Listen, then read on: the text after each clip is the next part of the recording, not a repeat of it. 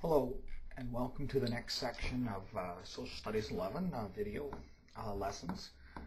Today we're talking about World War One, but before I talk about World War One, I'd like to give you a reminder about discussions. In section 1.2, you were supposed to go and post a discussion based on immigration in Canada, and no, it wasn't on immigration. It's in the immigration section, but you were supposed to post it on equality of women. So I'd like you all to go in there, make a post. I've written something in there. You can respond to what I wrote if you want, or you can make a new post based on your own ideas. Okay. Now, in this section, we're going to talk about World War One, and I think the first thing that is discussed in the first section is how did it start, and there's a lot of different ideas about how it started. I think the fact that the Archduke of the Austro-Hungarian Empire got killed or assassinated in Bosnia was not the main reason, but I think most experts would say it was just simply the last straw. I think there were a lot of other reasons, and I want you to read about that. It's in the references section. When you go into the history icon, section 2.1, in the references section, you'll see the readings about it, and they'll talk a lot about militarism, nationalism, and imperialism. That were three other reasons. So read about those and come up with your own ideas on what started World War One.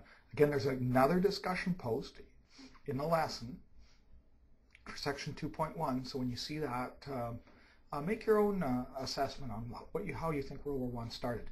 Now, in this section, there's a few other things we're going to be covering. First, World War One itself, including the terrible conditions in the trenches.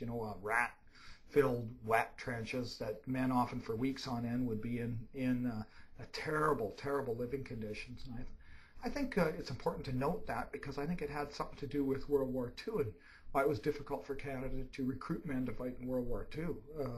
Even 20 years later, the harsh conditions in Europe were still in people's minds at that time.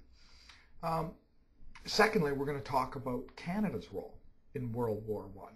Now, Canada made a name for themselves fighting in places like Vimy Ridge, where they planned and executed a successful takeover against the Germans. Also, Canada fed many of the troops in Europe during World War I. And they did that by producing a ton of wheat.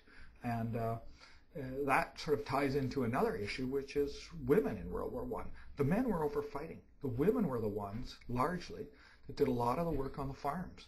Not only that, they took positions in munition factories and really kept the economy of Canada going during World War I. The other issue that's big and will be talked about thirdly will be conscription, meaning forcing Canadian soldiers to go overseas, which is a very controversial subject in Canada, and also the role of women and how that changed, as I talked about earlier. The last thing we'll talk about is Canadian autonomy, or the independence of Canada. In World War I, most nations thought of Canada as just part of the whole British Empire. Didn't think of it as an individual country. So I think it was very important that Borden got his signature on the Paris Peace Treaty at the end of the war. So let's get those posts online and take notes in this section.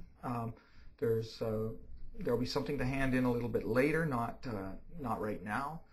But take some notes, so that'll prepare you well for the test later on that we'll be having after the whole history section. Okay? Thanks.